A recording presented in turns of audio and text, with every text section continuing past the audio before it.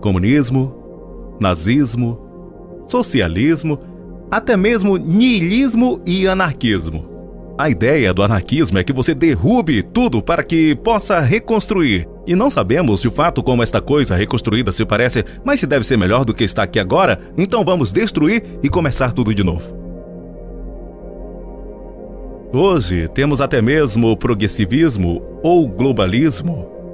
E quando você ouve aqueles que promovem essas ideias, eles dizem que se nós aderirmos às ideias deles, resolverá todos os problemas do mundo. As doenças irão embora, a injustiça, a pobreza, tudo deverá ser como deve ser e viveremos felizes para sempre. E a única pessoa que acredita nisso são as pessoas que simplesmente são ignorantes da história. Porque isso foi o que os nazistas prometeram. É o que o comunismo promete. É o que o socialismo, em todas as suas formas, sempre prometeu. E nesses esforços para tornar todos iguais, é como a revolução dos bichos. Alguns se tornaram mais iguais que outros. E geralmente são aqueles que estão no topo. Então aqueles que estão no topo se certificam que todos os outros permaneçam no fundo, para garantir que eles continuem a estarem no topo.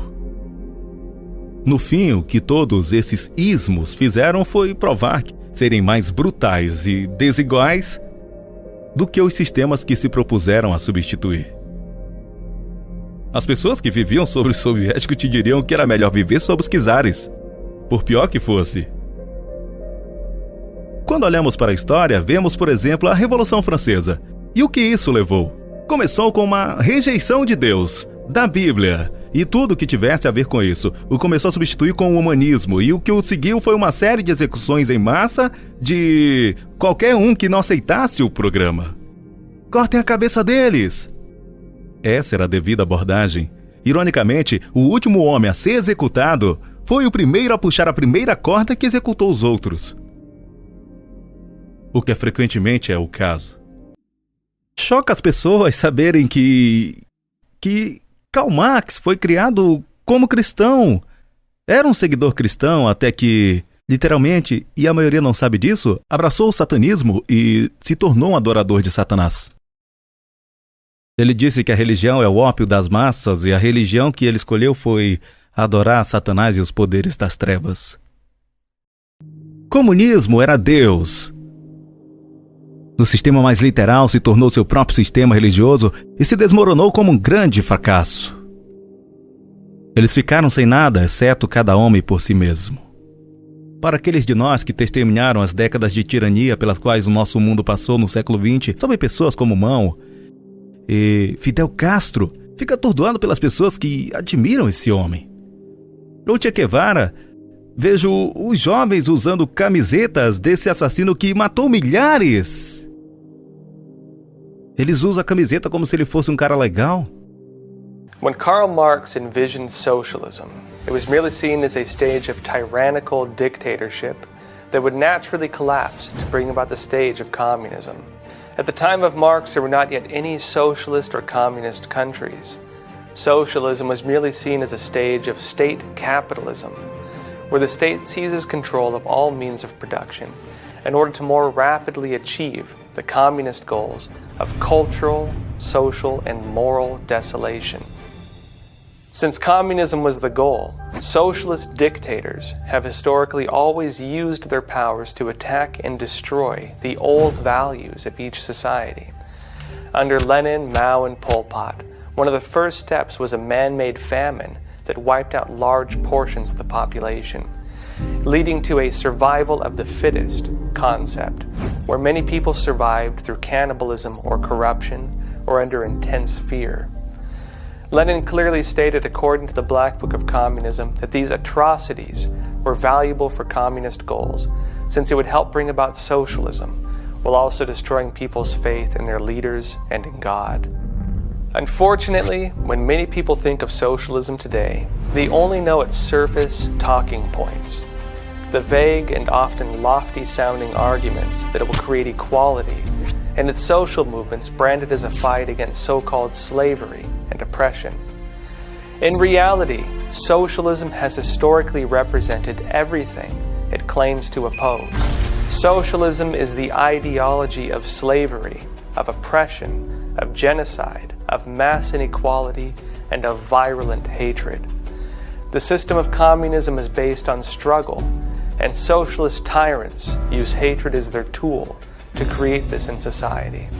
Under Vladimir Lenin, people were told to hate the wealthy landlords, who he called kulaks. Under Mao Zedong, people were told to hate landlords and anyone who still believed in tradition, who he labeled as rightists.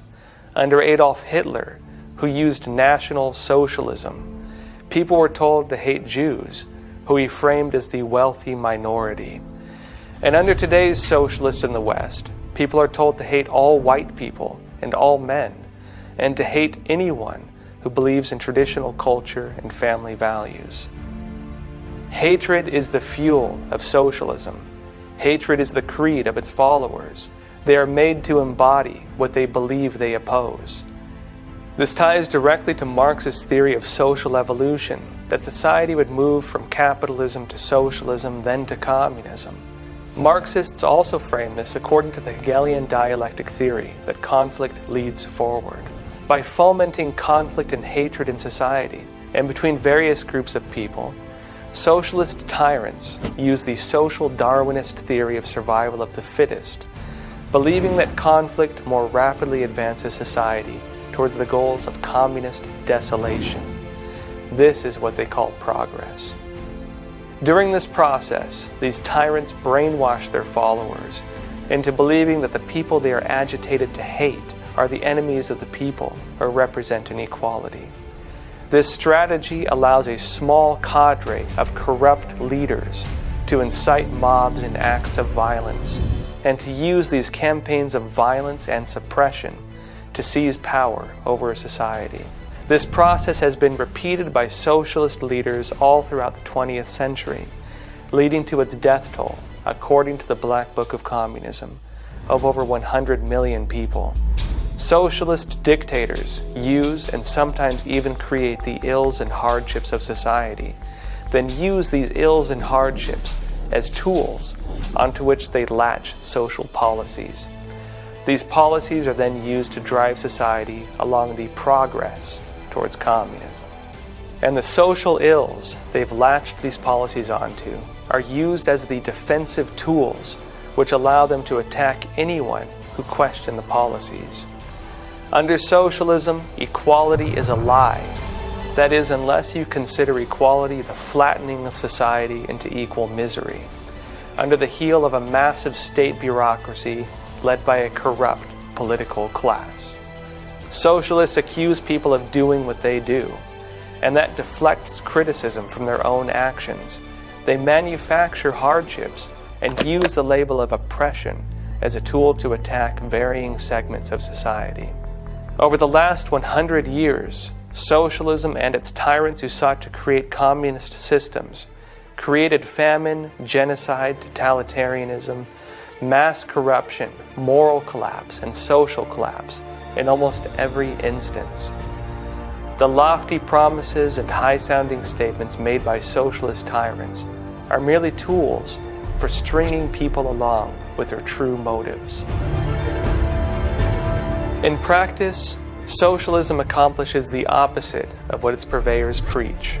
Socialism is the ideology of government tyranny, of granting absolute power to a small, wealthy clique, and of creating mass inequality between the wealthy socialist leaders and the impoverished masses.